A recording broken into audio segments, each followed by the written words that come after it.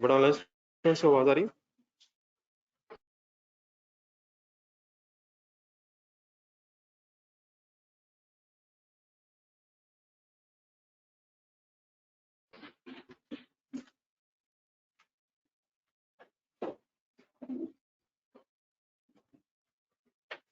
किस करवा दो।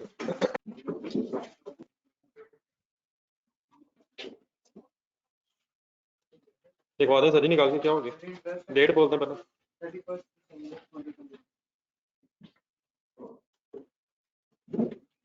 31 दिसंबर।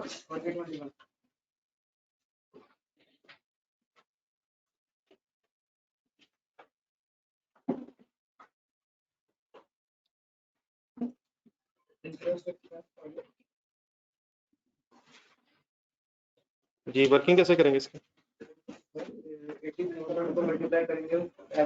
नहीं पहले तो अमाउंट कैसे निकालेंगे? 1 million into 8% as it is क्यों करेंगे? क्योंकि प्रिंसिपल में वही अमाउंट है, प्रिंसिपल चेंज नहीं हुआ,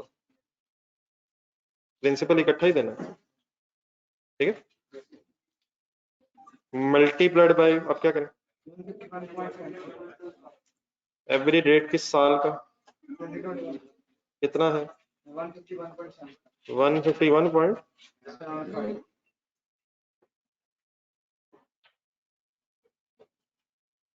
तो अमाउंट आई आपके पास 12.14 मिलियन। एंट्री बोलना सही, एक्सपेंस डेबिट लोन क्रेडिट।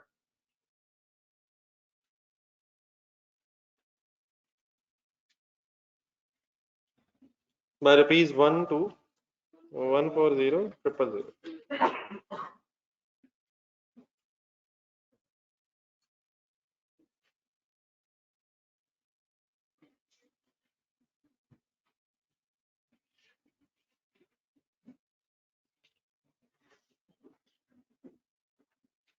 ठीक है जी।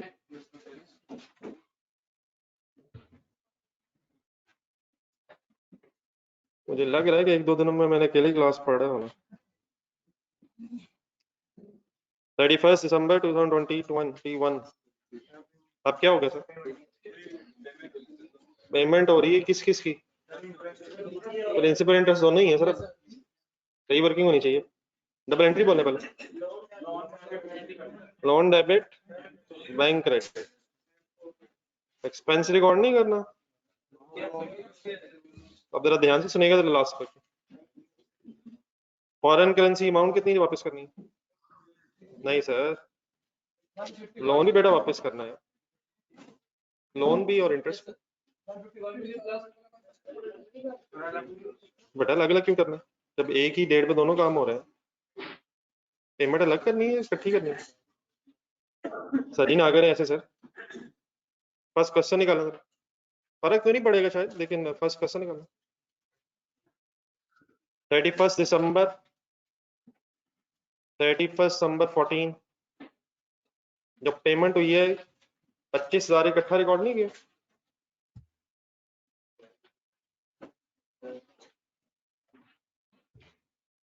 दोनों तरीके से देख लो, पहले जिस तरीके से किया था, बाद में जिस तरीके से किया था, पेमेंट तो इकट्ठी रिकॉर्ड हुई है। 25,000 में प्रिंसिपल इंटरेस्ट दोनों नहीं थे, तो कंबाइन एंट्री की है। हाँ सिर्फ फर्क क्या था एंट्रीज में, चले बात हो रही है दोबारा देखो। पहले क्या ऐसे एंट्री की थी, एक्सपेंस अलहदा आइडेंटिफाई किया, प्रिंसिपल अलहदा आइडेंटिफाई करके पेमेंट की, और बाद में जब ऑल्टरनेटिवली वर्किंग की तो क्या एंट्री की? नहीं, लोन डेबिट पेमेंट वाली 25,000 की अमाउंट की जो पेमेंट की है उसकी एंट्री क्या बनी? Loan debit bank credit. Amount तो 25 ही है, उसमें प्रिंसिपल इंटरेस्ट कंबाइन। पिछले साल, इसी सवाल में पिछले साल पे आया था, पिछले साल सिर्फ 80,000 की एंट्री क्यों की है? क्योंकि पेमेंट सिर्फ इंटरेस्ट की हो गई, प्रिंसिपल पे ही नहीं हो रहा था। वरना यही तो हम कर रहे हैं इस वक्त के जो पेमेंट है वो प्रिंसिपल की है या इंटरेस्ट की, पहले जो एंट्री कर लेते हैं हम एक्सपेंस की, वो भी लोन की अमाउंट में शामिल हो जाती है। उसके बाद फिर अगर प्रिंसिपल इंटरेस्ट कंबाइन जा रहा है तो आप एक ही दफा पेमेंट की एंट्री करें, अगर डेट सेम है तो, अगर डेट सेम है। बाकी बहरहाल अगर आप अलग-अलग भी करेंगे तो 1 मिलियन की और 80,000 की एंट्री किस रेट पे करेंगे बस ये बता दो, तो फर्क नहीं पड़ता, लेकिन एंट्री दोनों की सेम ही होगी फिर। Loan debit bank credit, loan debit bank credit, लेकिन नहीं लेकिन एक की अमाउंट 1 मिलियन, दूसरे की 80,000 तो होगी, लेकिन रेट दोनों का 152.5 होगा, तो वो ठीक है, लेकिन फिर सेपरेट करने की जरूरत नहीं है। अगर डेट सेम है, एंट्री भी सेम है और रेट भी सेम है, तो वैसे भी पहले भी ऐसे ही किया हमने। तो 1 मिलियन क्या देना है इसे?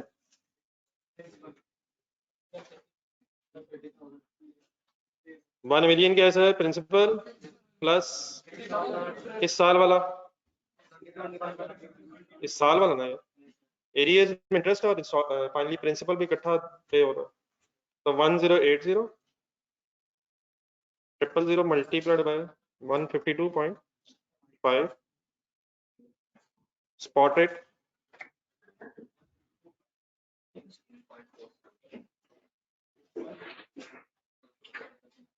ये अमाउंट बताइएगा सर, 164.7 मिलियन। अपने अगर अलग अलग किए हुए तो काटने की जरूरत नहीं है, सम सेम ही आ रहा होगा, 164.7 मिलियन जी, नहीं बेटा दोनों के आगे आएगा, हाँ करें यार, बस करें पेमेंट स्पॉट रेट पे, वो बाद में फिर अभी देखते हैं कि एक्सचेंज गेन लॉस कितना, accrual interest, accrual average rate पे, पेमेंट स्पॉट रेट पे, और जो भी इसमें एक्सचेंज गेन लॉस का फर्क है वो फिर अभी एंड में लगा कैलकुलेट होगा। और सर ये होने लगी ट्रांसलेशन, क्यों नहीं होनी, होने लगी सर, होने लगी ट्रांसलेशन, क्यों नहीं होनी, कमाल है, ये तो ना करें, ये ना करें सर, ये ना करें, ये ना करें, ये ना करें, ये ना करें, ये ना करें, ये ना करें सर, ट्रांसफर देखे देखे तो ठीक है, तो जीरो होगा, लाइबिलिटी जीरो है लेकिन बुक्स में आ रही है, उसका सोचना, अब चेंज ना करें चीजें। इंटरेस्ट किस रेट पे रिकॉर्ड करना है सर, और पेमेंट स्पॉट रेट पे, बाकी वैसे ही करें। हाँ ठीक है, होना नहीं चाहिए लेकिन आ रहा है, वो भी बात कर लेते हैं, पिछले साल भी ऐसे ही किया है, तो दोबारा डेट लिखनी फाइनली 31 दिसंबर 2021, यहाँ तक तो कर लिया होगा, इसके बाद फिर आपको एक मसला नजर आया होगा या नहीं नजर आया, किया होता तो आना था यार, अल्हम्दुलिल्लाह मैंने नहीं किया, शुक्र है, वरना मसला नजर आ जाना। किसी एक आदमी ने अटेम्प्ट किया इससे आगे, लोन अभी जीरो नहीं हुआ, वैसे लग रहा है जीरो हो गया सब कुछ, लेकिन हमारे लेजर में नहीं नजर आ रहा, हो गया जीरो, हो गया जीरो। एक सेकंड जरा काइंडली बोर्ड पे देखिएगा जरा,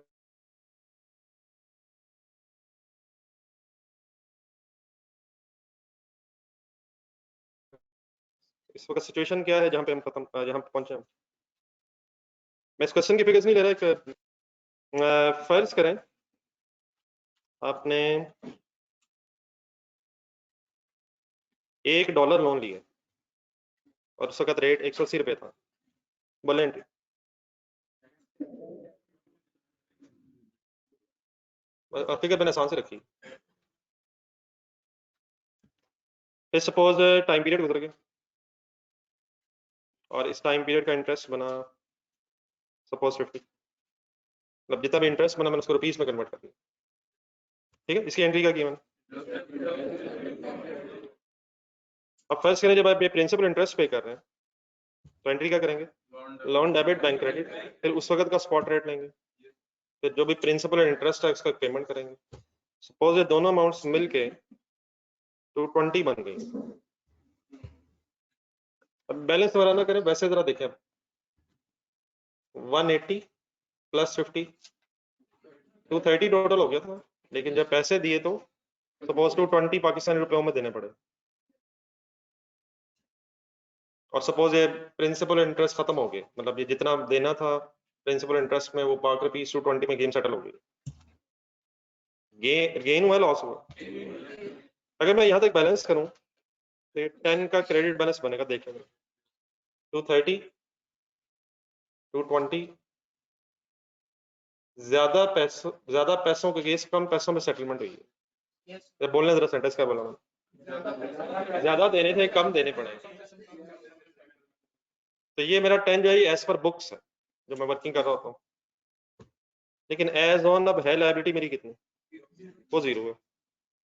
एज ऑन लोन मेरा 0 है, मैंने सेटलमेंट कर दी है जो करनी थी, लेकिन मेरी बुक्स में 10 बैलेंस क्यों आ रहा है? क्योंकि मैंने हर एंट्री में अलग अलग गेन लॉस रिकॉर्ड नहीं किया, मैं एंट्रीज करता रहा ड्यूरिंग द ईयर। जब लोन लिया उसे स्पॉट रेट पे रिकॉर्ड कर लिया, इंटरेस्ट को एवरी रेट पे रिकॉर्ड कर लिया, पेमेंट को फिर उस दिन के स्पॉट रेट पे वर्किंग कर ली। हर रोज मैं नहीं चाहता था पूरे साल में कि गेन लॉस की एंट्रीज कर करके टाइम वेस्ट करूं, तो देयरफॉर मेरा लेजर 0 नहीं हुआ। लेकिन क्या अब ये 10 का गेन रिकॉर्ड हो जाना चाहिए? कैसे सोचा अभी सर? लायबिलिटी 0 है 0, नजर कितनी आ रही है? तो क्या लायबिलिटी कम करनी है या ज्यादा करनी है? बोले एंट्री लोन डेबिट हो जाएगा और फॉरेक्स गेन क्रेडिट हो, कितने से? 10 से। तो पूरा साल बार बार ये एक्सचेंज गेन लॉस रिकॉर्ड करने की बजाय हमने जरा एक आसान तरीका बस ढूंढा हुआ, क्या कि ड्यूरिंग द ईयर अपनी वर्किंग करते रहे और फिर एंड में एक डिसीजन ले लें कि गेन बनता है इस साल का या लॉस बनता है। ठीक हो गया? और सही है सर, लेकिन इसे उलट कर लेते हैं जरा। क्या सेटलमेंट ज्यादा पैसों पे भी हो सकती है? फॉर एग्जांपल ये फिगर एज इट इज है, स्पॉट रेट पे लोन लिया, एवरेज पे इंटरेस्ट रिकॉर्ड किया, लेकिन जब पेमेंट करने लगे आप तो सपोज चले जरा फिगर थोड़ी सी चेंज कर लेते हैं, 10 की बजाय डिफरेंट आ जाए 50 से। एक्स्ट्रा पैसे देने पड़े। एंट्री बोले मैंने क्या की है?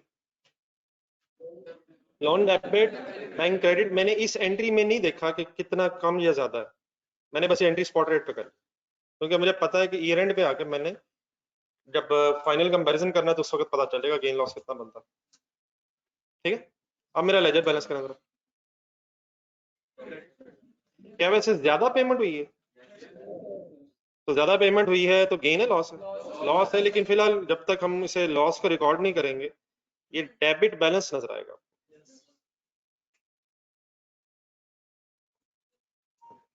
तो जब ये आ गया, अभी आखिरी काम क्या रहता है?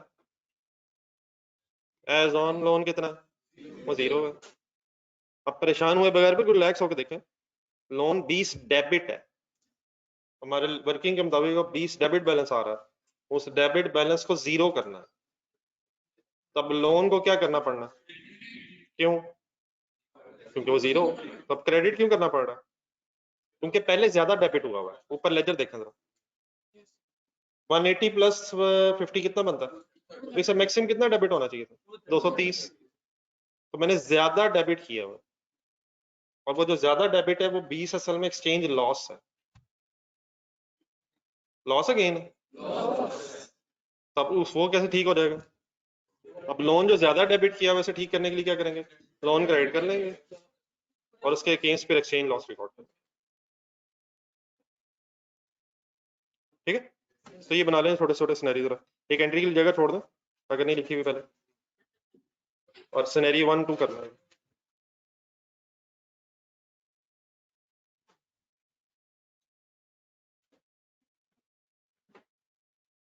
तो क्या हाल है सर? ठीक ठाक है सर, सही पहुंच गए?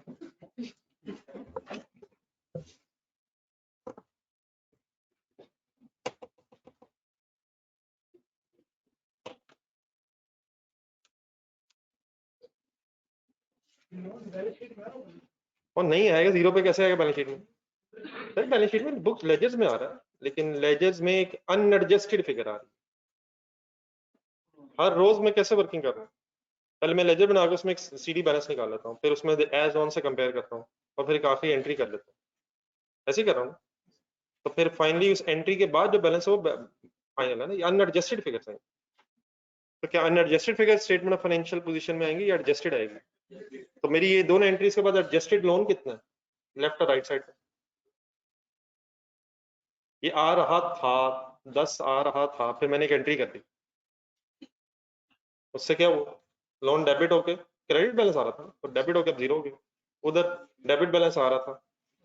तो अब लोन क्या आना चाहिए, अगर हमने सब कुछ वापस कर दिया तो हमारी लाइबिलिटी है नहीं है, लेकिन बुक्स में नजर आ रही थी वो इसलिए क्योंकि अभी गेन लॉस की एंट्री रहती है, गेन लॉस की एंट्री रहती है, जब आप वो कर लेंगे उसके बाद फिर अगर लोन आना है तो आ जाए, नहीं आता है, ठीक है।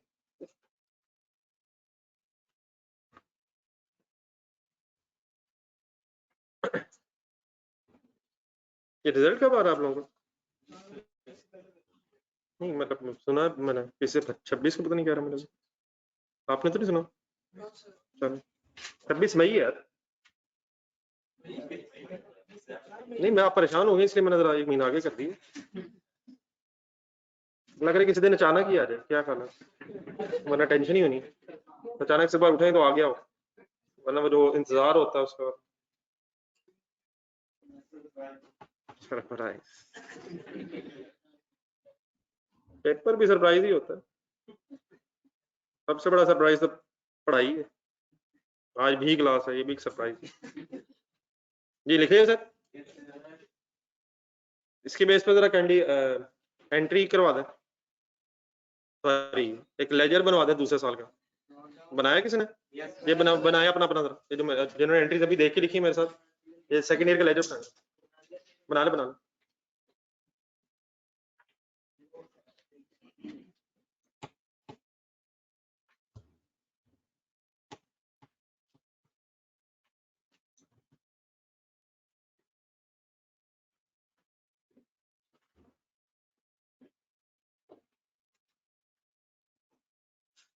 क्या हो गया सर जी, सफाई की नहीं जा रहे, कितने को हो?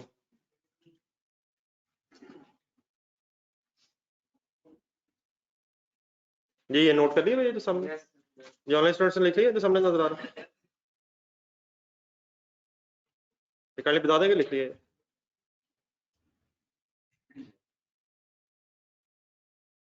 जी सर हमने इस साल 2 एंट्रीज की अभी तक, ब्रॉड डाउन बता दें। 151 मिलियन कहाँ से आया? पिछले साल 149.96 मिलियन था, फाइनल पे बैलेंस 151 मिलियन हो गया जब आपने लास्ट एंट्री कर ली, तब जो 2 एंट्रीज पोस्ट करना।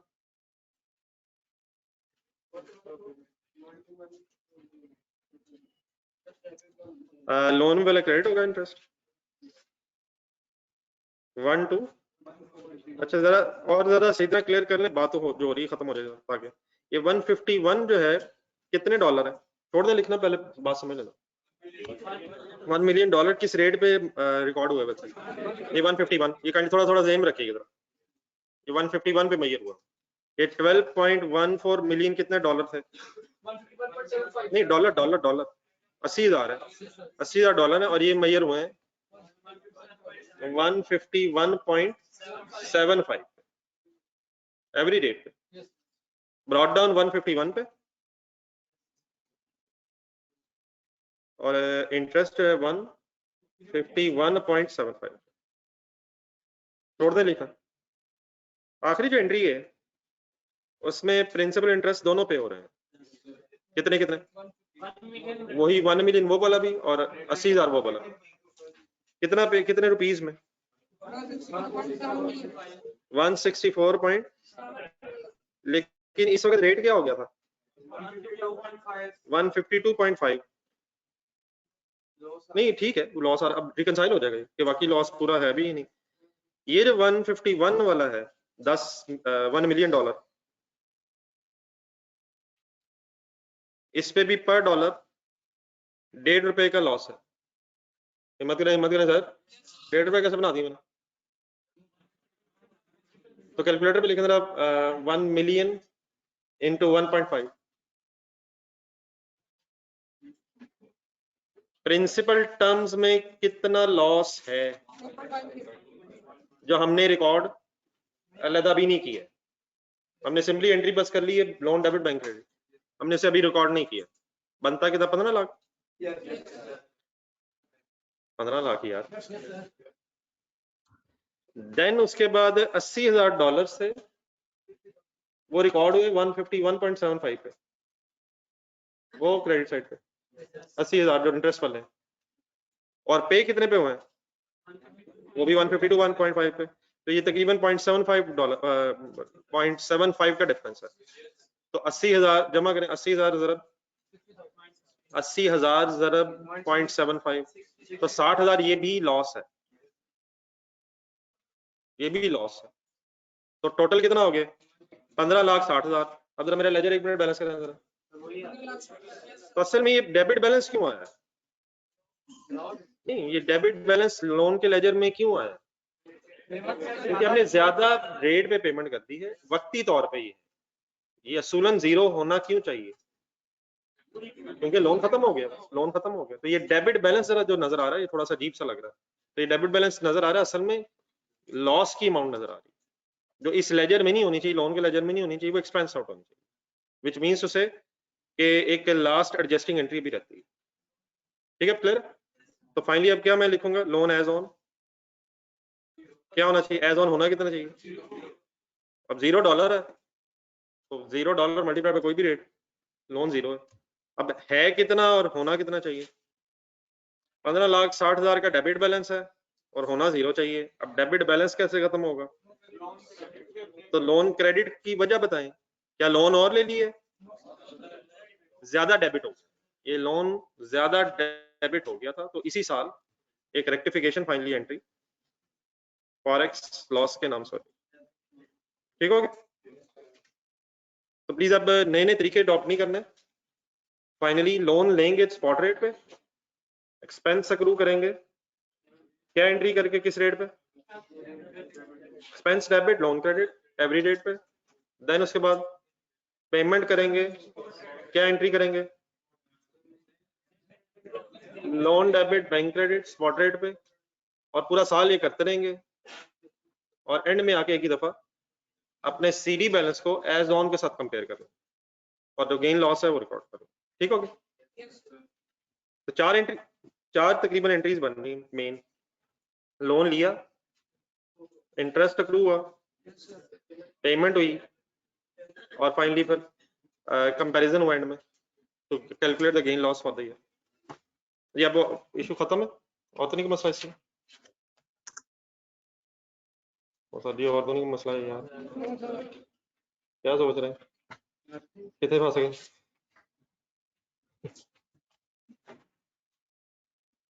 चले लोन से जरा थोड़ा सा टेस्ट चेंज करें, पेज नंबर 33 निकालो। ये बेटा ऑनलाइन स्टूडेंट्स क्लियर है?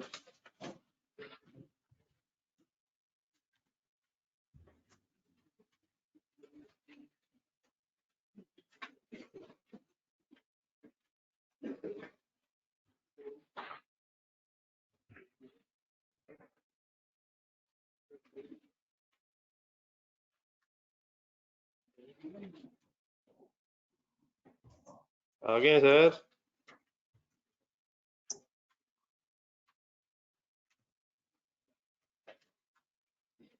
क्वेश्चन नंबर 2 तो आप लोग कर चुके हैं मेरा,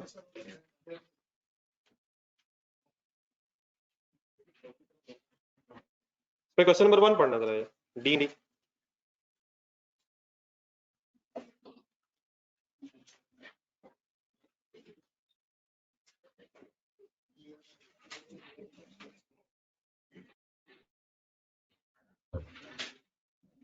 D&D Limited is a listed company having its operations within Pakistan. During the year ended 31st December 2016, the company contracted to purchase plants and machinery from a US company. The terms and conditions thereof are given below. Total cost of the contract is $100,000. The payment in accordance with the payment to be made in accordance with the following schedule. On signing the contract पैसे देने हैं,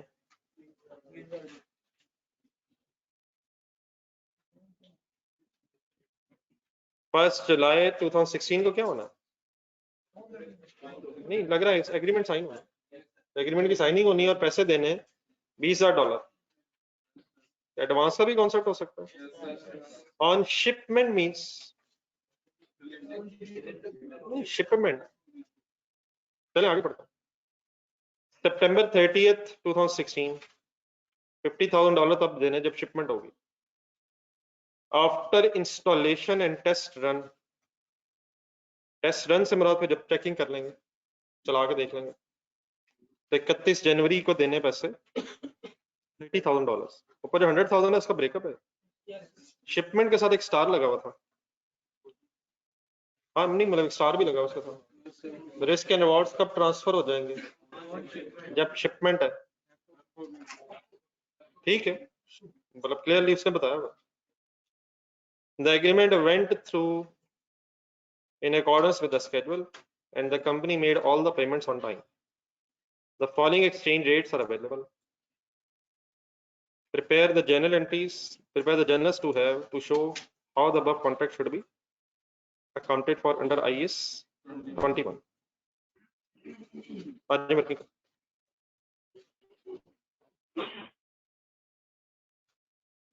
दो relevant accounting years बन रहे हैं मुझे लग रहा है। ऊपर फर्स्ट लाइन में देखें ईयर एंड के 31 दिसंबर 16 है, लेकिन एक पेमेंट अगले साल में भी जा रही है, उसने ईयर स्पेसिफाई नहीं किए, जो हो सकता है वो सारा कर लेंगे। जी सर, कर ले fully concentrate D&D limited.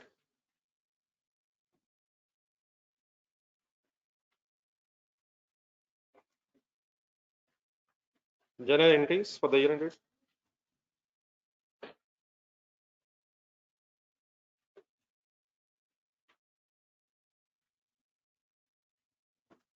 December 16.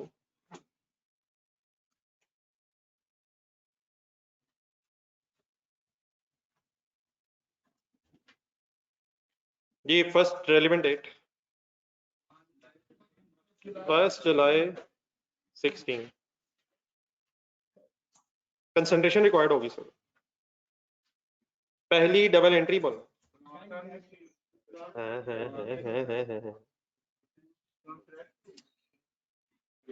नहीं कॉन्ट्रैक्ट साइन मतलब 1 जुलाई 16 पे वैसे रोका क्यों मुझे?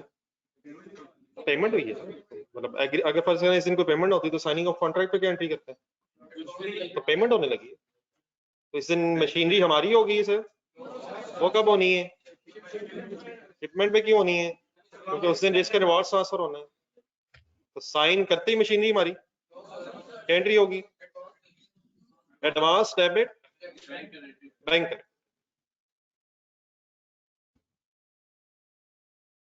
एडवांस फॉर मशीनरी अगर थोड़ा सा एक्स्ट्रा और लिखा, एडवांस फॉर मशीनरी डेबिट। क्या पैसे एडवांस में जा रहे हैं? कैसे वर्किंग करें? $20,000 multiplied by 60.5। $20,000 multiplied by divide by, वजह काफी दिनों से डिवाइड हो रहा था इसलिए। डॉलर है ना यार, तो डिवाइड बाय 1 into 60.5। ठीक है,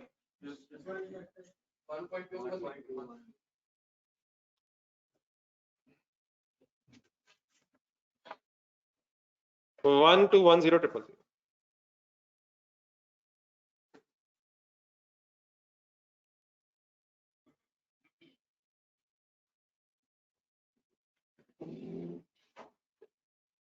नेक्स्ट डेट पे रुकने की वजह, पेमेंट भी हो रही है, एसेट भी हमारा हो रहा है। ये वाली एंट्री समझने की जरूरत होगी,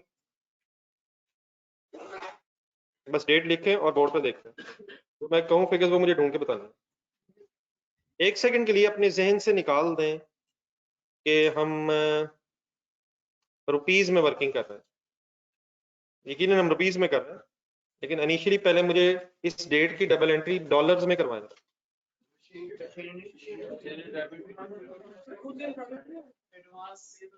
ठीक है, मैंने कब कहा नहीं होगा, मुझे क्या पता, मैंने तो पूछा। जो होगा वो बता दे सर, ये नहीं होगा क्यों नहीं होगा, जो कहेंगे वही होगा। मेरा ख्याल अभी शिपमेंट हुई है, तो मशीनरी इन ट्रांजिट है सही। ठीक है सर। अच्छा जरा ये देखिए ढूंढ के बताइए मशीनरी कोई गुड्स तो नहीं कहीं हमारी हम बेचने के लिए नहीं दे रहे?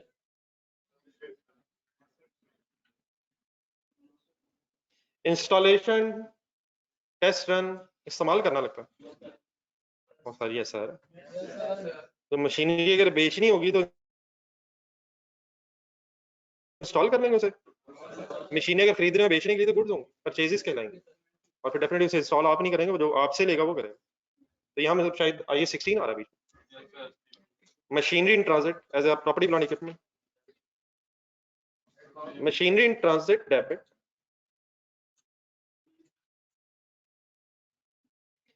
तो आपने सिर्फ फॉरेन करेंसी बोलनी है। ये ढूंढे जरा ढूंढे ये अमाउंट।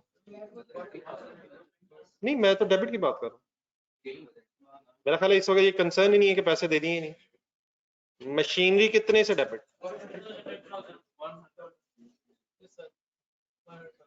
अभी सिर्फ 20,000 की मशीनरी चली होगी ना।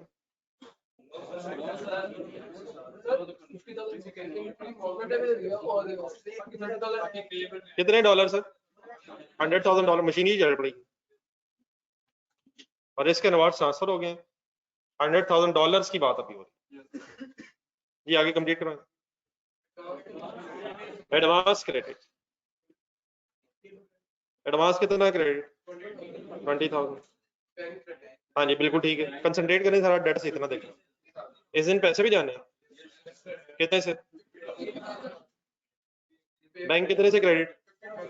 50,000। और क्या बाकी अब पेबल हो जाएगा? वो क्यों?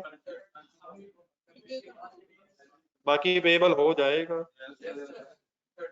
30,000। अब मशीनरी हम अगर हमारी होगी तो बाकी पैसे देना हमारी लायबिलिटी हो जाएगी। इतने की मशीनरी हमारी होगी, 20 दे दिया था, 50 अभी दे रहे हैं, बाकी देना फिर अब हमारी जिम्मेदारी बन जाएगी। क्या मशीनरी हमारी हो गई है? अब इन्हीं फिगर्स को आपने बस रेट से कन्वर्ट करवाना, अभी कोई लिखने की बहस नहीं है।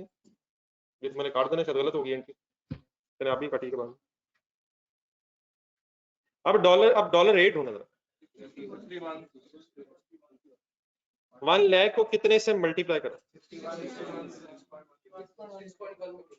नहीं वो अमाउंट आ जाएगी, अमाउंट तो कैलकुलेट हो जाएगी, आपने सिर्फ रेट ढूंढना है। ये ऑनलाइन स्टूडेंट से भी करनी बता रहे हैं।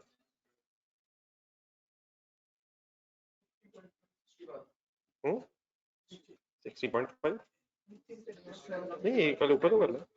डेबिट कितने से सर? 30 सितंबर डेट है 61। चलिए आपने कह दिया ठीक है, हो जाएगा जी। एडवांस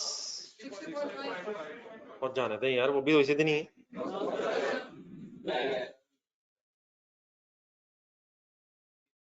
करें जी प्लीज।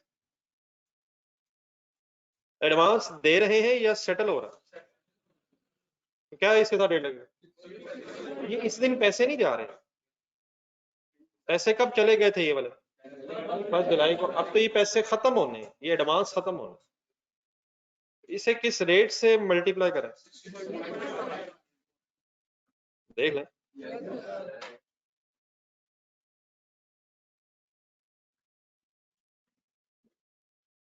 ठीक है, एनी कंफ्यूजन? बैंक कितने से क्रेडिट करें? 61। ठीक है, इस दिन जाएगा नहीं तो स्पॉट रेट पे मेजर करेंगे पेमेंट। टेबल इस दिन कितने से बनाए? 61.5। ये ना बात,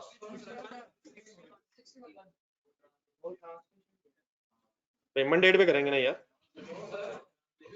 सर जी लाइबिलिटी कितने पे रिकॉर्ड करेंगे? 61.5। ये रेट आपको पता ही नहीं होगा इस दिन, पता तो है, देखो पता तो चल गया। नहीं वो भाई के जेन में ये चीज आई, मैं जरा क्लियर कर रहा हूँ। लेकिन ना हमारे डेट्स बेटा गिवन है, लेकिन 30 सितंबर पे तो कौन सा रेट ही बस पता होगा। 60.5 वाला भी पता होगा पहले था, और जो 61 है वो पता होगा, बाकी 31 को क्या होना है या 31 जनवरी पे क्या होना है प्रेडिक्ट किया जा सकता है, कोई एस्टिमेट तो हो सकता है, लेकिन अभी आपको नहीं पता रेट क्या होगा। तो अगर रेट में कोई चेंज आ गया तो फिर वो गेन लॉस की रिकॉर्डिंग शायद होगी। तो इस दिन 61 या 60.5 या 61.5 61 की बेस पर लायबिलिटी बनेगी। मतलब फर्ज करें आपने इस दिन कोई पैसे ना दिए होते और इसके रिवॉर्ड इस मशीनरी के ट्रांसफर हो गए होते, आप क्या एंट्री करते? नहीं मतलब कैसे करते? Machinery transfer debit payable credit कितने से? 61, दोनों तरफ 61। वो तो बाद में देखते पेमेंट कितने पे हो रही है और उस वक्त रेट में चेंज आया ही नहीं आया। ठीक है जी जी, गेन लॉस जी। आप जरा ये मेरे फिगर जरा कन्वर्ट करवाएं रुपीस में। ये हो गया 61 लाख, ये हो गया 12100000 3050 000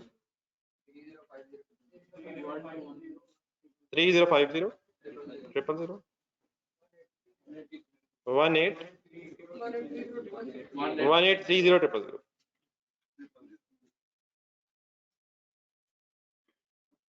चेक करें, एंट्री बैलेंस नहीं है।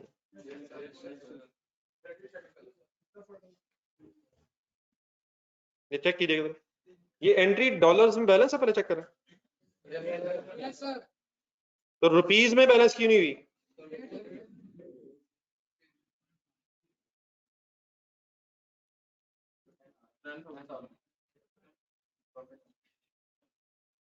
ये 10,000 का फर्क आ रहा है, शायद आ रहा है रुपीस में। क्या वजह उसके? डॉलर्स में नहीं आ रहा, वैसे आ रहा है, रुपीस में आ रहा है। किस रेट का मसला है? अगर वो रेट देखें आप तो किस रेट ने प्रॉब्लम की है? ये एडवांस वाले रेट का प्रॉब्लम। अब मेरी इधर आखिरी बात जो है ये जरा गौर से सुनो जरा। यकीनन इस वक्त आपको एक डिफरेंस नजर आ रहा है जो आपको गेन लग रहा है, लेकिन अगर मैं ये कहूं कि बोर्ड पे देखते रहना आप लोग, ये ठीक है फिलहाल मैंने एंट्री बैलेंस कर दी, गेन ही है लॉस है? बनता गेन ही है वैसे, क्रेडिट साइड पे आ रही है। असल में सर जी के जो 1 लाख के साथ 161 सॉरी 161 सॉरी सिर्फ 61 100,000 के साथ जो 61 मल्टीप्लाई हम कर रहे हैं ना, ये शायद मुनासिब नहीं। हमें ये एसेट 61 के हिसाब से पड़ा ही नहीं।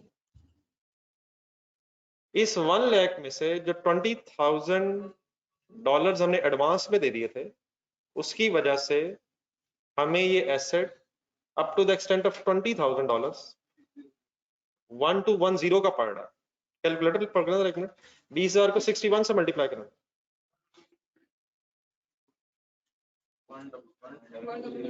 ये 1220 बनना था। अगर ये पैसे हमने एडवांस में ना दिए होते तो करेंसी फ्लक्चुएशन की वजह से हमें ये एसेट वाकई 61 के हिसाब से खरीदना पड़ना था। फर्ज करें, आप ठंडे दिल से एक मिनट सोचिए जरा, 1 जुलाई की डेट पे जाए जरा। फर्ज करें 100,000 पूरा एडवांस में दे देते, कैलकुलेटर पकड़े, 1 लाख इंटू 60.5, पूरा लाख एडवांस में दे देते। आप इस अमाउंट की जो भी अमाउंट है इसकी एंट्री क्या करते हैं? इसकी क्या एंट्री करते हैं? Advance debit, bank credit, advance debit. फिर 30 सितंबर पे मशीनरी आपकी हो जाती। अब क्या फर्क पड़ता आपको कि रेट बदल के? अगर आपने सारे पैसे एडवांस में दे दिए थे, उसके बाद अगर करेंसी फ्लक्चुएशन हो तो आपको कोई फर्क नहीं पड़ा, आपने तो पैसे पहले दे दिए। तो आपने कितनी अमाउंट आई, सॉरी आपके कैलकुलेटर पे 6050। आप इसी एंट्री का क्या करते अगर शिपमेंट डेट पे एसेट आपका हो जाता? मशीनरी इन ट्रांजिट डेबिट और एडवांस क्रेडिट किस रेट पे? कोई स्पॉट रेट नहीं, कोई स्पॉट रेट। क्यों? पैसे तो पहले दे दिए। तो हमें ये एसेट 61 का पढ़ना ही नहीं था, हमें ये एसेट 60.5 का पढ़ना था। क्या हम फिर ये करते कि हम 61 पे एसेट रिकॉर्ड करते और बाकी को गेन कहते? हमें एसेट पड़ा ही कितना 60.5 का पढ़ना था, सारा ही उतने का पढ़ना। लेकिन यहाँ सारा नहीं है, यहाँ कितना है? यहाँ एडवांस जो $20,000 का है वो 20,000 एडवांस में देने से हमें 12,20,000 देने की बजाय पाकिस्तानी रुपयों में 12,10,000 देने पड़े, तो हमें एसेट ही 10,000 का कम पड़ा। मीन्स से ये जो फिगर्स क्रेडिट साइड पे ये सारी ठीक है। क्या $20,000 हमें 60.5 पे देने पड़े? तभी देने पड़े सर। क्या 50,000 हमें 61 के हिसाब से देना पड़ रहा है? और क्या फिलहाल 30,000 भी हमें 61 के हिसाब से देना पड़ रहा है? हाँ, अगर ये भी टाइम पे ना दिया तो बाद में इस पे गेन लॉस हो सकता है करेंसी फ्लक्चुएशन की वजह। किस पे? सिर्फ 20-50 पे नहीं, जो रह गए हैं वो पैसे फिर फ्यूचर में ही मैयर होंगे। तो इसका तरीका फिर क्या हुआ? इसका तरीका क्या हुआ कि आप अपनी क्रेडिट साइड की फिगर्स पूरी करें। पहले करनी है सर, करनी है सर। इनका प्लस करें जरा तीनों को। 61 लाख की बजाय आंसर 6090 क्यों आ रहा है? कितने रुपए का फर्क किधर चला गया है? 10,000 का फर्क आपके एसेट की कॉस्ट को कम कर रहा है, रादर देन कि आप एसेट ओवरस्टेट कर लें 10,000 से। समझ आ रही मेरी बात? 61 लाख लिखने का मतलब क्या होगा? एसेट 10,000 से ज्यादा हो गए, उधर से गेन रिकॉर्ड करें, बाद में उसकी डेप्रिसिएशन एक्स्ट्रा चार्ज करते रहे। हमें एसेट पड़ा ही कितने का? 60,90,000, रादर देन कि हम 61 लाख पे रिकॉर्ड करके 10,000 गेन बनाए। हमारा एसेट है ही कितने का इन टर्म्स ऑफ पाक रुपीज? 60.9 मिलियन। तो ये फिगर तक मैं कैसे पहुंचा? इस फिगर तक मैं कैसे पहुंचा? एक सॉर्ट ऑफ बैलेंसिंग फिगर निकाली है मैंने। Balancing in a sense credits का मैंने प्लस किया और फिर डेबिट्स में उसको लिख लिया। हमें $20,000 कितने के पड़े? 12,10,000 के। 50,000 कितने के पड़े?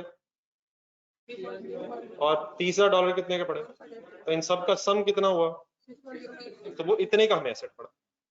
ठीक है, अगर ये एडवांस ना होता तो फिर क्या वाकई एसेट 61 पे ही होता? और अगर सारा ही एडवांस पे होता तो फिर 60.5 पे। अब प्लीज बात समझ आ गई?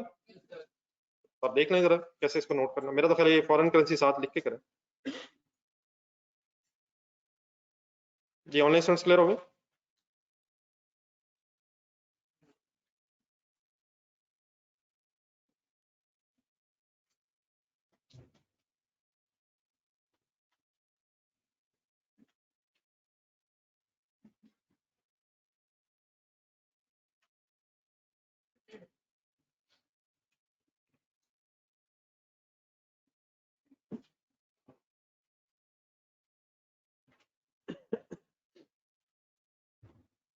ये नहीं कंफ्यूजन एनीवे?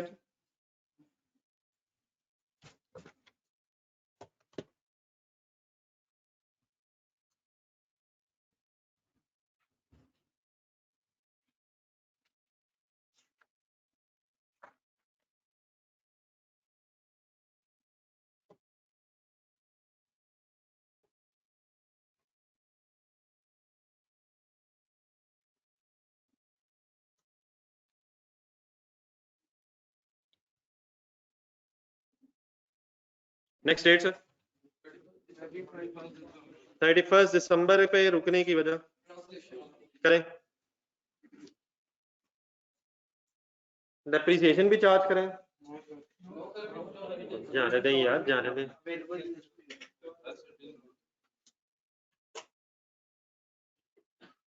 माइंड अप करें जी सही। क्या जहन कहता है?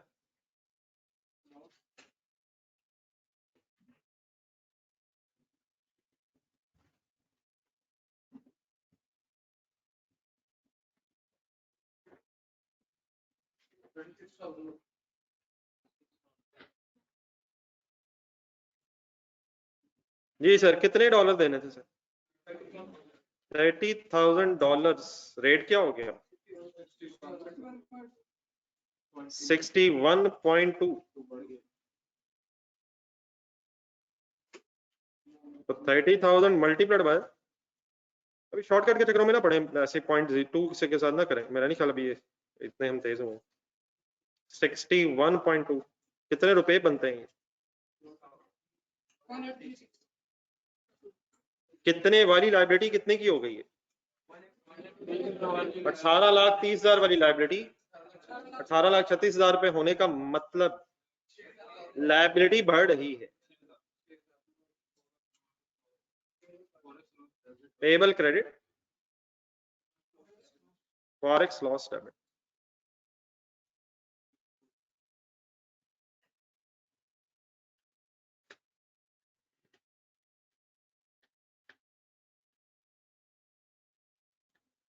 ये रिक्वायर्ड तो ऐसा नहीं, मेरे ख्याल कोई स्पेसिफाइड तो नहीं ईयर्स, काइंडली कंप्लीट कर लेना, नेक्स्ट ईयर में भी है, सही तरह माइंड अप करवा दो। 31 जनवरी पे रुकने की वजह, पेमेंट से पहले भी एक छोटा सा काम होना चाहिए मेरे ख्याल। क्या ये मशीनरी पहुंच गई है? हमें कैसे पता, क्या पता रास्ते में ही हो। अच्छा आइडियली वैसे शायद तो पाकिस्तान पहुंचने भी कोई डेट होनी चाहिए थी, क्योंकि शायद पहुंची होगी तो इंस्टॉलेशन शुरू हुई होगी, लेकिन कम से कम अगर इंस्टॉलेशन अगर हो गई है तो मेरे ख्याल इन ट्रांजिट वर्ड हट जाना चाहिए। आखिर उसने कब तक इन ट्रांजिट रहना है?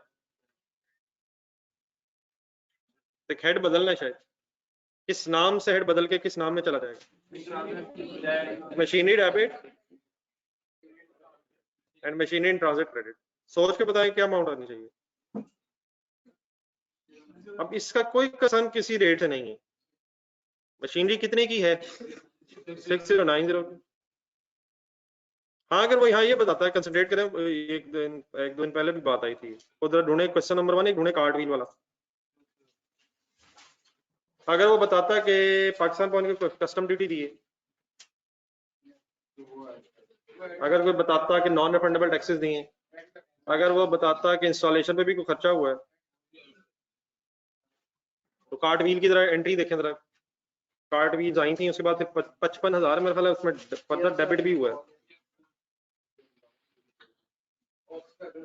हाँ जी, ऑक्स वैगन मेरे ख्याल इंपोर्ट हुई, फिर कार्ड व्हील्स में कन्वर्ट करते, नहीं सॉरी, कार्ड व्हील्स इंपोर्ट हुई, ऑक्स वैगन में कन्वर्ट करते 55,000 का खर्चा और हो गया। तो फॉर एग्जांपल अगर फर्दर बताया होता एक्सपेंस को, custom duty, non refundable taxes, carriage inverts, installation cost, तो फिर क्या करते?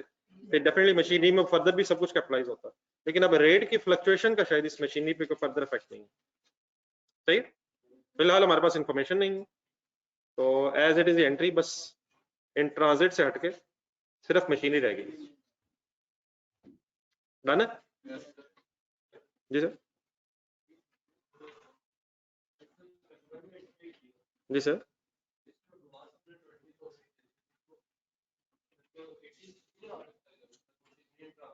क्या जाने तो यार, जाने सर, ये मशीनरी कितने वाली आपकी है? तो वही डेबिट होनी है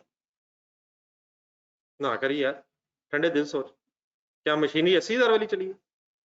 वो तो पैसे 20,000 एडवांस में दिए थे, तो वो पैसे मशीनरी हमारे होने की वजह से अब एडवांस में नहीं रहे। पहले हमारा एसेट एडवांस के नाम से था, जब मशीनरी हमारी हो गई है तो अब ये कहना कि वो एडवांस भी है और मशीनरी भी हमारी है, ऐसे तो ना करिए। और जब मशीनरी हमारी होगी तो एडवांस की जगह मशीनरी के नाम से एसेट होना चाहिए। एडवांस का हेड कब तक रहेगा? जब तक एसेट हमारा ना हो जाए।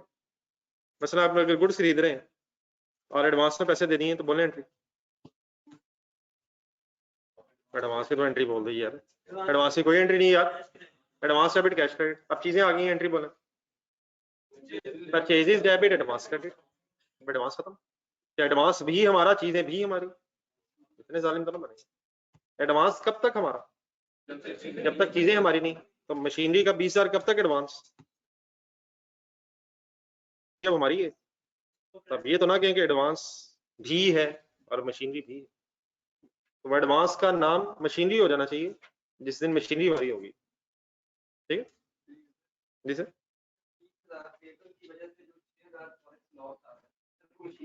क्या वो मशीनरी खरीदने की वजह से हुआ है या पैसे टाइम पे ना देने की वजह से हुआ?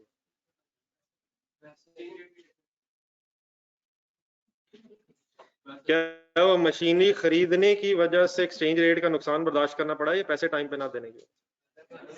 तो इसका उसका इफेक्ट लायबिलिटी पे। क्या वो एसेट को वर्किंग कंडीशन में लाने के लिए खर्चा जरूरी है? हो सकता है, तो है मेरे भाई। क्या वो पैसे टाइम पे ना देने की वजह से नुकसान है या एसेट को वर्किंग कंडीशन में लाने का खर्चा? एक्सपेंस आउट होगा। क्या सारी अमाउंट्स एसेट की कॉस्ट में जाती हैं? जो नेसेसरी उसका वर्किंग कंडीशन में लेंगी वो कैपिटलाइज होती है। तो ये तो पैसे टाइम पे ना देने की वजह से नुकसान है, अलग पता होना चाहिए। अगर फर्ज करें एक मशीनरी आपने खरीदी है, $61 रेट था और बाद में पैसे देने ही भूल गए, एंट्री बोले जरा, पहली मशीनरी खरीदी है पैसे नहीं दिए और 61 रेट था, अब इसके पास पैसे नहीं दे रहे आप, रेट हो गया 180,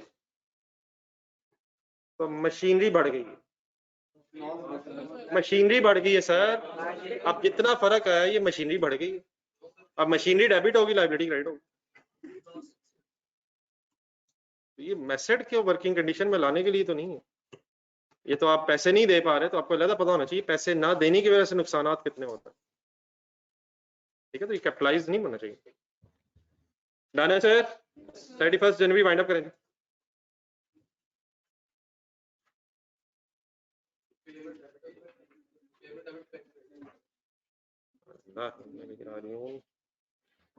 जी डी रीजन क्या होना है सर, कितने डॉलर पे होने हैं, पेमेंट करवाएं $30,000, रेट कौन सा लगाऊं, 61.5 अब रेट हो गया है, किस रेट से वर्किंग करवा रहे हैं आपने, स्पॉट रेट। कितने ₹1,000 का पेबल, कितने ₹1,000 में पे हो रहा है, 1,836,000 वाला पेबल 1,845,000 में पे हो रहा है, गेन हो गया। पेबल कितना है वैसे यार, 1,830 है यार, तो फिर क्या हुआ, वो था तो 6,000 से बढ़ गया सर, डिफरेंस आ गया 9,000।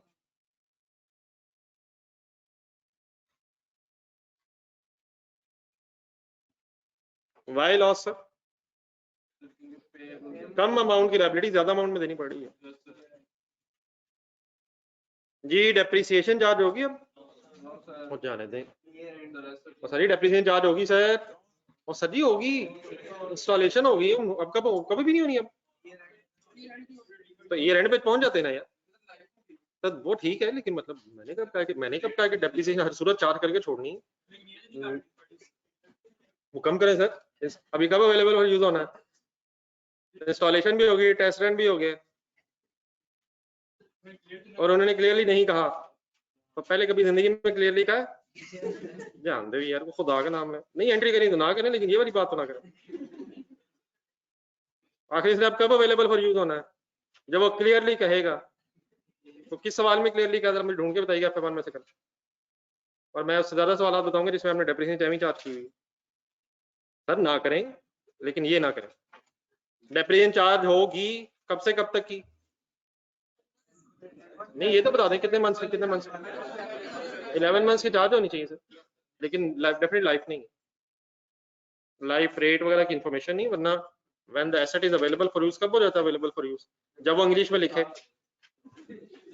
जब वो इंस्टॉल हो गया, टेस्ट रन हो गया, हाँ अगर वो बता दे कि वाकई इस्तेमाल नहीं होता है अलग इशू, लेकिन ये भी नहीं इस्तेमाल नहीं है, अवेलेबल फॉर यूज से मुराद क्या है, हाँ जी इस्तेमाल के काबिल हो गए, फॉर एग्जाम्पल इस्तेमाल नहीं हुआ पूरा साल, इवन देन डेप्रिसिएशन चार्ज होती है आइडल एसेट पे भी, अनलेस कौन से मेथड हो, तो no information of depreciation rates.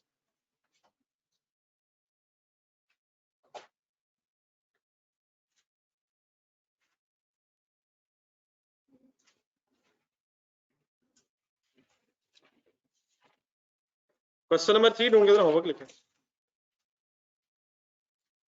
और कहीं जरा ढूंढ के बताएं किस किस सवाल पे होमवर्क लिखा हो,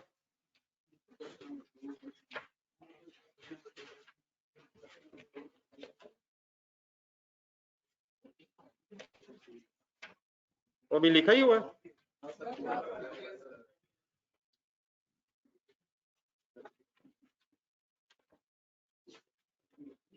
देन सर ठीक है, कुछ बचपन वाली कुछ बातें रिवाइज करनी है, जरा यहाँ रुक के नंबर पेज नंबर 11 पे आना, पेज नंबर 11।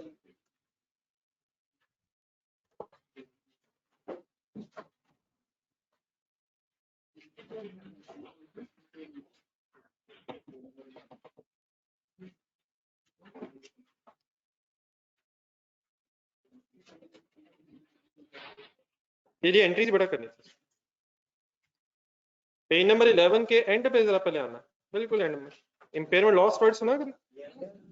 पढ़ के बताएं, सही लिखा?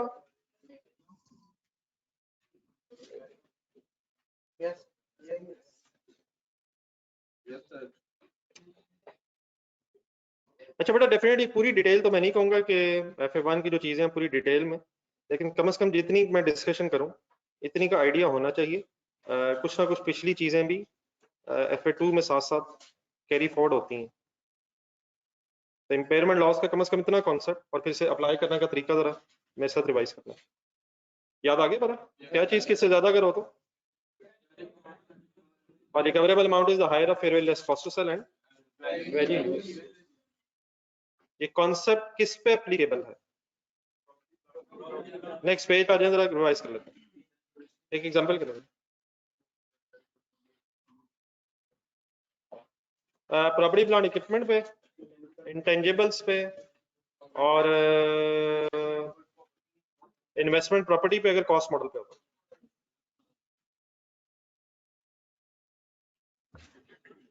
जी ऑन 1 जनवरी 2011 सिंपल सी वर्किंग है, बस इसका मकसद है बीच में जरा अगर इम्पेयरमेंट लॉस भी आ जाए इस फॉरेन करेंसी ट्रांजैक्शन में। ऑन 1 जनवरी 11 एक Pakistani company bought plant from an American company for $100,000. The Pakistani company settle the debt on 31 March 11। Different dates पे रेट नहीं हुए। उसके बाद वो कहता plant is depreciated to nil residual value for 5 years। The recoverable amount given है। अब recoverable amount कहते ही किसे हैं? Higher of. तो अगर वो दोनों फिगर दे दे तो आप हायर ऑफ सिलेक्ट कर लेंगे, और अगर रिकवरेबल अमाउंट दी हुई है तो एज इट इज से किससे कंपेयर कर लेंगे, लेकिन किस दिन की कैरिंग अमाउंट से? जिस दिन की रिकवरेबल अमाउंट गिवन है 31 दिसंबर की। आज जरा लिख के कर लें जल्दी से, सही तरतीब दिन में सेट कर लें। 1 जनवरी 11 ये ठीक है। अब डेफिनेटली अगर हमें नहीं पता FOB बेसिस पे CAF बेसिस पे शिपमेंट कब हुई है, we can't do anything, make it simple कर दे। क्या एंट्री हो जाएगी? प्लान डेबिट, पेएबल क्रेडिट, कैसे कितना? जी ठीक, $100,000 और सपोज 600,000।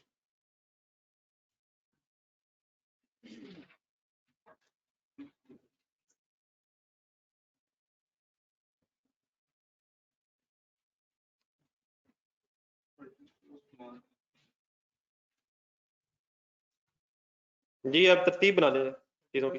31 मार्च, 31 मार्च जी बिल्कुल ठीक है जी। इस दिन अब पेमेंट हो रही है। क्या ट्रांसलेशन डेट तो बीच में नहीं आई? ट्रांजैक्शन और सेटलमेंट इकट्ठी तकरीबन आ गई, मतलब इसी एक अकाउंटिंग ईयर में आ गई। क्या एंट्री करेंगे? नहीं बेटा, इस पहले बैंक से कितने पैसे जाएंगे? $100,000 किस हिसाब से? तो ये हो जाएगा 680। हाँ जी, कितने वाली लाइबिलिटी? 6 लाख वाली लाइबिलिटी 630 पे अगर सेटल हो तो डेफिनेटली 30,000 आपको अच्छा नहीं लगेगा।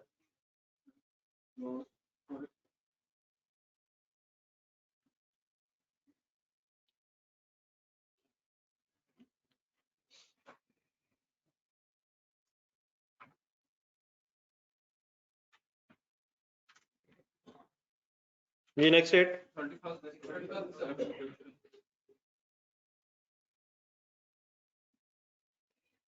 31 दिसंबर पे ट्रांसलेशन करवाएं।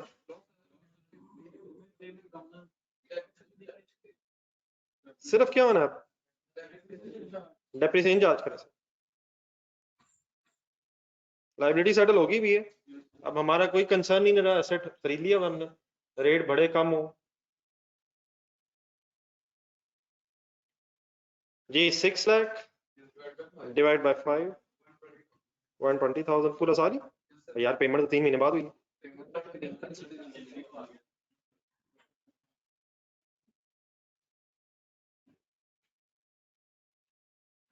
डन है सर। इम्पेयरमेंट लॉस की वर्किंग कर लें।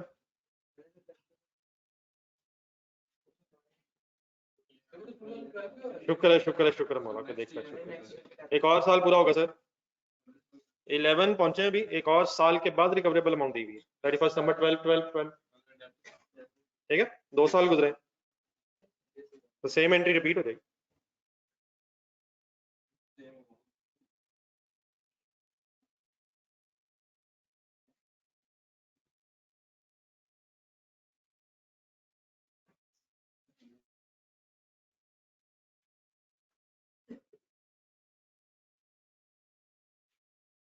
ये आप कंपेरिजन कर लेंगे कैरिंग अमाउंट और रिकवरेबल अमाउंट का।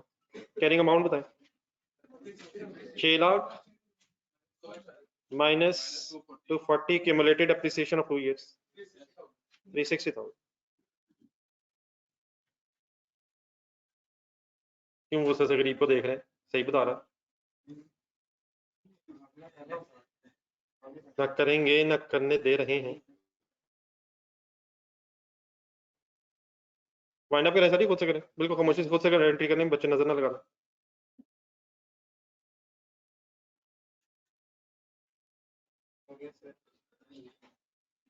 रिकवरेबल अमाउंट गिवन है 320 जी, ठीक है। इसकी एंट्री रिवाइज करने सर।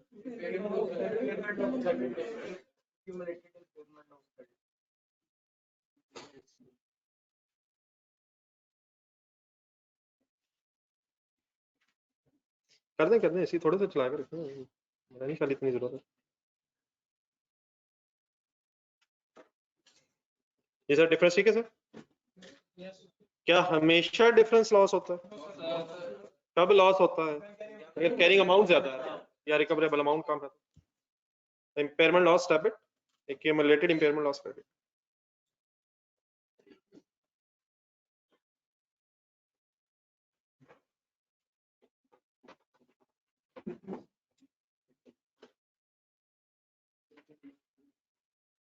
ठीक है जी।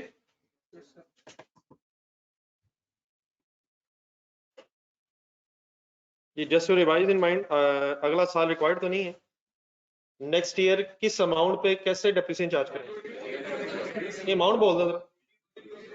अब 320 पे एसेट आ जाएगा आफ्टर दिस एंट्री, तो 320 will be depreciated over remaining useful life of 3 years।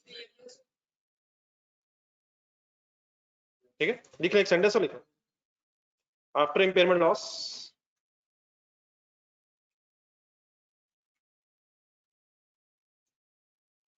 revised carrying amount of rupees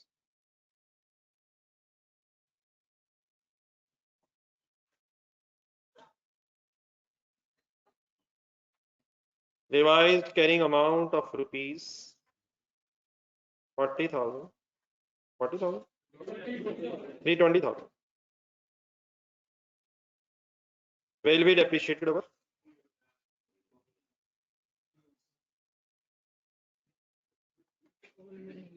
remaining useful life of 3 years, over remaining useful life of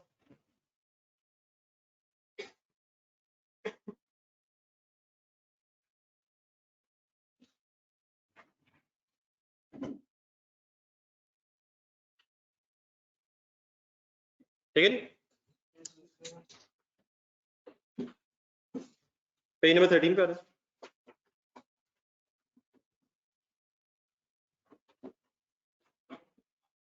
any confusion? Page number 13 पे अगर अपने हाथ से heading लिख लें, वो पिछले पेज पे चली गई heading, revaluation of assets, revaluation of non current assets, इस पेज के स्टार्ट पे हेडिंग पिछले पेज पे चली गई।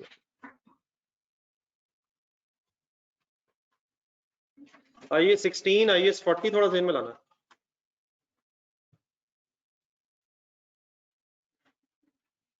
अगर आप अपनी कोई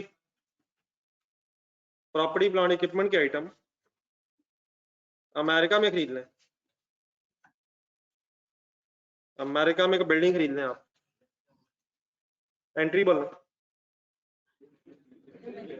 नहीं, मैंने कहा कंफर्म करें कि वहाँ एंट्री डिफरेंट तो नहीं होगी। एंट्री वही होगी वहाँ जितने आप डॉलर्स में एंट्री, डॉलर्स में पेमेंट कर रहे होंगे। लेकिन अगर आप पाकिस्तानी कंपनी है और आपका एसेट भी पाकिस्तान से बाहर है,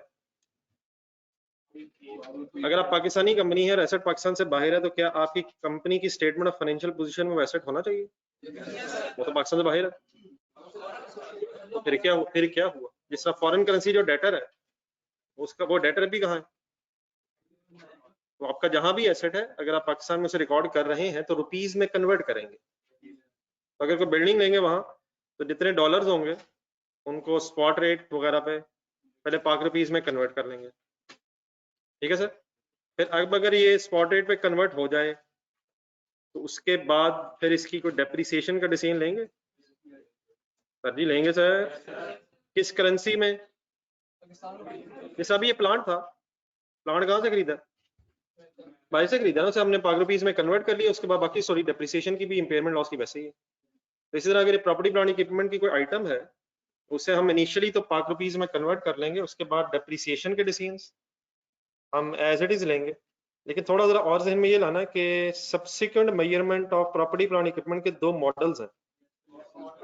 अगर तो कॉस्ट मॉडल, फिर तो अब इसके बाद कि पहली दफा आपने वो बिल्डिंग प्रॉपर्टी पाक रुपीज में कन्वर्ट कर ली है, इसके बाद आपका डॉलर फ्लक्चुएशन से कोई ताल्लुक नहीं रहा। फिर आप डेप्रिसिएशन चार्ज करेंगे, ठीक है, अगर कोई इम्पेयरमेंट लॉस है वो चार्ज करेंगे, रुपीज में एसेट कन्वर्ट हो चुका है। लेकिन अगर रिवैल्यूएशन मॉडल हो सकता है, तो फिर हर साल रिवैल्यूएशन करते हैं। तो जब भी कोई सिग्निफिकेंट डिफरेंस होता है कैरिंग अमाउंट और फेयर वैल्यू का, उस वक्त आप रिवैल्यूएशन करते हैं। अब जो फेयर वैल्यू है वो कहां से मिलेगी? वो अमेरिका से। बिल्डिंग की फेयर वैल्यू 2 साल बाद फॉर एग्जांपल कितनी है, ये वंस अगेन अमाउंट जो है फॉरेन करेंसी में मिलेगी। तो अब उसको कंपेयर आपने करना है कैरिंग अमाउंट से। कैरिंग अमाउंट पाक रुपीज में होगी, तो पहले अब आपको क्या करना पड़ेगा, उस फेयर वैल्यू को उस दिन का spot rate, average rate, spot rate. तो अगर रिवैल्यूएशन मॉडल यूज करना है, तो जिस दिन पे आप रिवैल्यूएशन कर रहे हो उस दिन पे अगर फॉरेन करेंसी में कोई फेयर वैल्यू गिवन है, तो आप उसे लोकल करेंसी में कन्वर्ट करेंगे by using the spot rate, and every other thing remain same. वो जब फेयर वैल्यू पाकिस्तानी रुपीज में आ जाएगी, अब कैरिंग अमाउंट से कंपेयर करेंगे।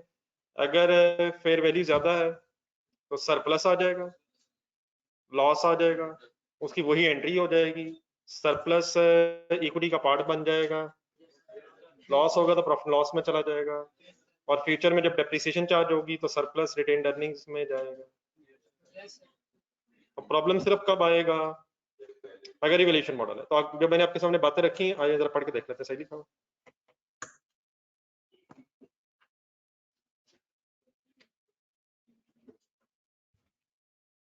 If company using revaluation model, मेरा ख्याल लिखा ही रिवैल्यूएशन मॉडल के एंगल से, तो कॉस्ट मॉडल में कोई इशू नहीं है, सवाए किस वक्त? First entry. If company is using revaluation model in IAS 16 for the property plant equipment, then these non-current assets might be revalued. For example, a Pakistani company might own a property in Thailand. The cost of the property would have been recorded at the spot rate when the property was originally purchased. However, it might subsequently have been revalued. Valuation model of IAS 16 is applied. The revaluation will almost certainly be in the Thai currency का नाम लिखा हुआ, तो foreign currency होगी। This revalued amount must be, अब अगर foreign currency में revalued amount given है, तो आप क्या करेंगे, must be translated into the functional currency, फिलहाल means local currency of the entity. In this example, Pakistani अगर कंपनी है तो रुपी थाई बार्ट्स को रुपीज में कन्वर्ट करेंगे किस दिन? जिस दिन रिवैल्यूएशन हो रही है। हर साल? अगर हर साल रिवैल्यूएशन है तो हर साल करेंगे, और अगर हर साल नहीं है, गैप है, तो फिर जिस दिन रिवैल्यूएशन करेंगे उस दिन करेंगे। एक एग्जांपल देखें, the Pakistani company with the rupee it's functional currency. इंशाल्लाह इसका फंक्शनल करेंसी को भी वक्त आ गया फाइनल करने से ही, लेकिन लोकल करेंसी ही इसका नॉर्मली मतलब है। अब Pakistani company has a functional currency rupee as a financial year ending on 31st December. It bought a building classified as property plant equipment in Bahrain on 1st January 16 for 100,000 Bahraini dinars BD by paying the amount on the same date. Building has a useful life of 50 years. Building was revalued to 120 Bahraini dinars on 31st December 16. Exchange rates given है, register खोल के entries लिखो.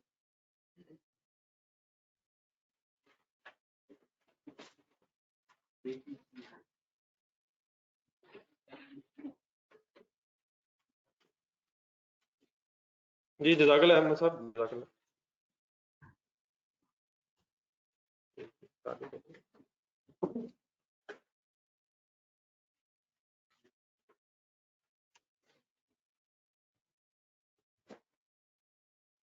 The 1st January,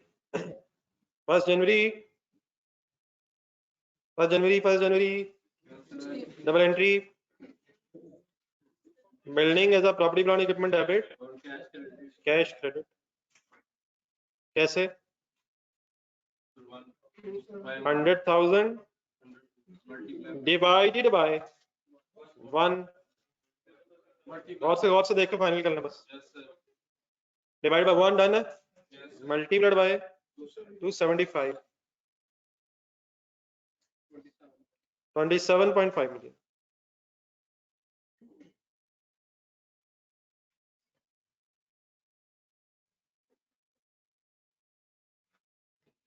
First January 16. Property plant equipment debit and cash credit. Done. Next date sir. 31st December. जी बिल्कुल ठीक है.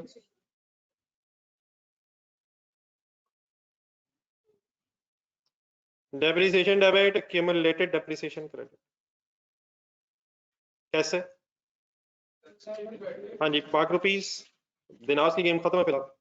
27.5 divided by 50. जी 5,50,000.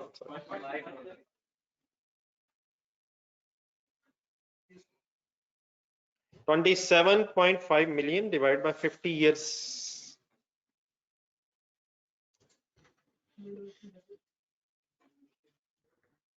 जी same date दोबारा क्यों?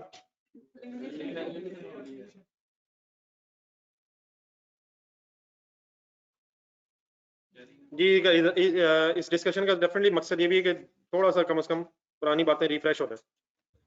डेट ऑफ रिवैल्यूएशन पे एंट्री से पहले वर्किंग करना.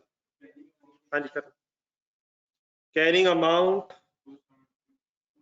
27.5 million minus 550. 26.95 million. 26.95 million. ठीक है. फेयर वैल्यू फॉरेन करेंसी में मिली 120. हाँ जी. और बहरीनी दिनार उस वक्त हो गया हुआ 290 रुपीस का. 34.8 million.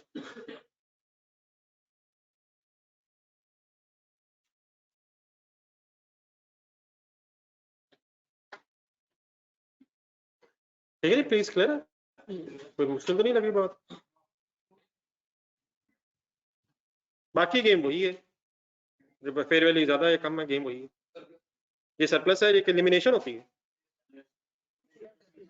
Accumulated depreciation debit, building credit on the rate of valuation.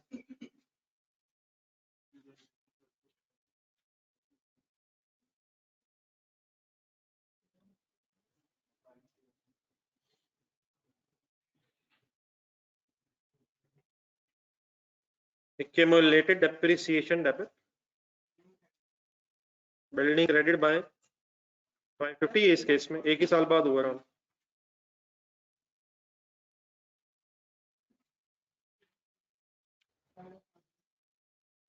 and finally surplus 7850 building debit,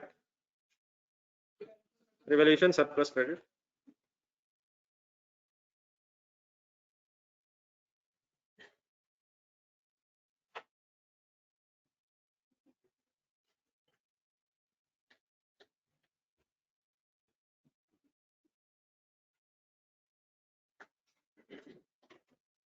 depreciation charge करें,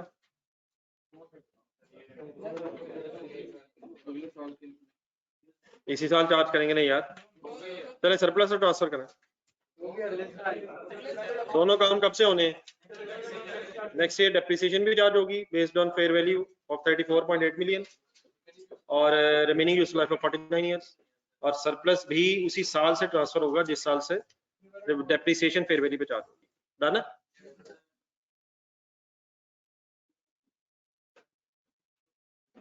नेक्स्ट पेज पे आ जाए।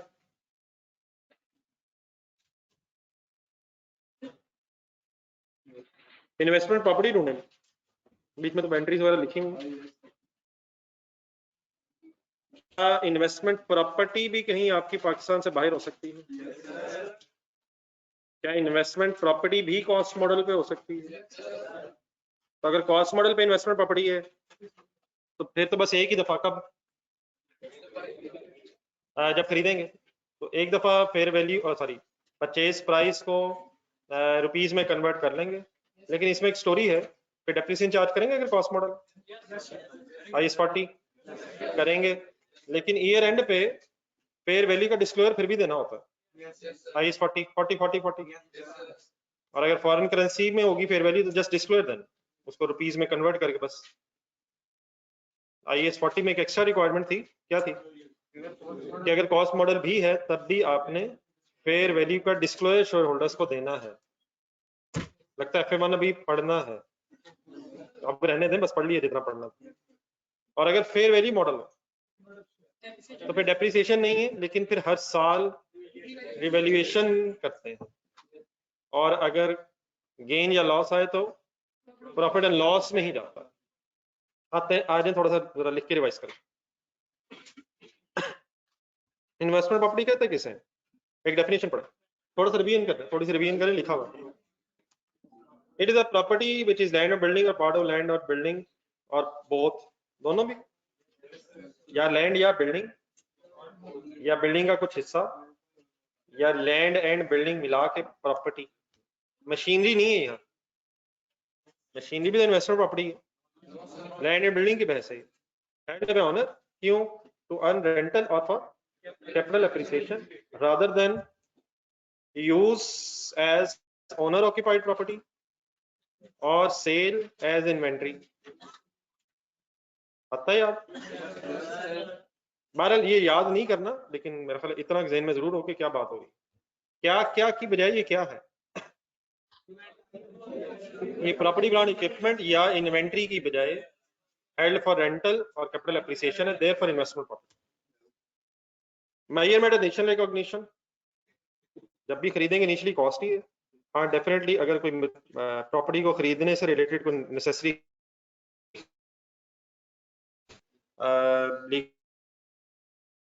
Legal advisor charges, stamp duty,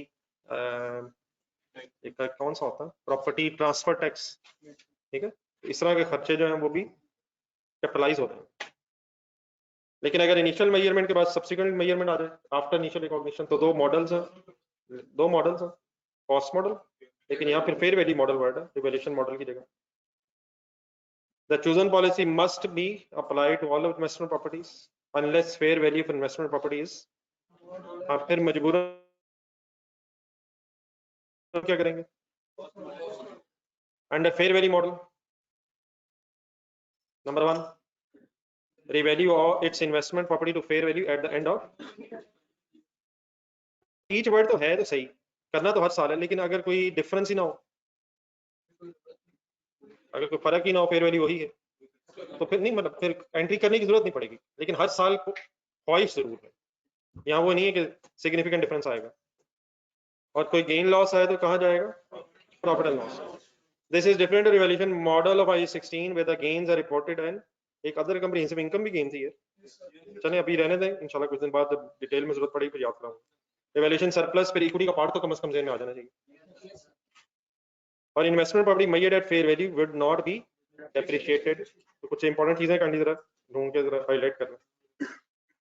अच्छा सारी value gain loss profit loss में और depreciation charge नहीं होगी। Next page. अगर इन्वेस्टमेंट प्रॉपर्टी कॉस्ट पे हो तो फिर आइए 16 की तरह हो, और फिर डेप्रिसिएशन चार्ज होगी डेफिनेटली, लेकिन अगर प्रॉपर्टी में कोई लैंड भी है तो फिर वो डेप्रिशिएट नहीं होगी, बिल्डिंग वाला हिस्सा डेप्रिशिएट होगा। इसके नीचे मुझे लगता है ये पुरानी बात लिखी हुई है, ये जरा छोटी सी एग्जांपल करें जरा खुद से जरा। इसके नीचे एक एग्जांपल लिखी हुई है, cost model fair value model. इसमें भी फॉरेन करेंसी नहीं, फॉरेन करेंसी की बात मैं भी करता हूँ, तो जरा 5 मिनट जरा पढ़ें जरा इसे, खुद से पढ़ लें। हाँ सॉल्व हो जाएगा, साथ ही कैलकुलेटर पकड़ने, छोटी सी example just to revise cost model and fair value model of IAS 40।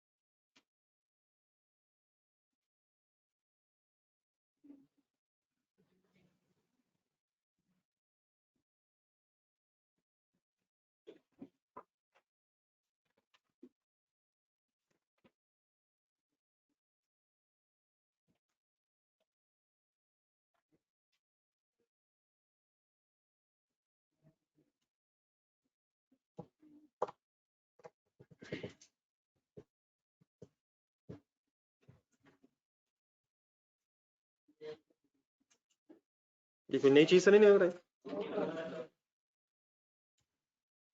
चलो इस तरह करिए, ये कल कर लेते कंप्लीट, लेकिन कल मुझे लग रहा है कि इंशाल्लाह हमारे पास एक टेस्ट के लिए टाइम बच जाना है।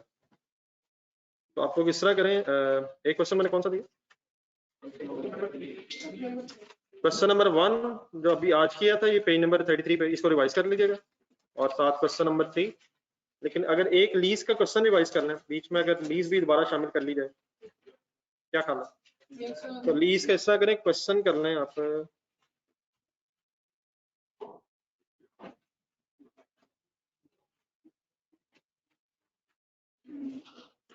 क्वेश्चन नंबर 3 उसमें एक रिवाइज कर लीजिएगा, उसका नाम था मेरे ख्याल मिरेकल टेक्सटाइल। लीज वाले नोट्स में, लीज वाले नोट्स में एक क्वेश्चन अगर वो भी रिवाइज कर लें तो कल फिर मिलजुल के क्वेश्चन नंबर 3 एक जरा अच्छा सा टेस्ट बन सकता है, सर। अल्लाह हाफिज। MTL जी मिक्स करके भी गेम आ रही है सर। अल्लाह हाफिज।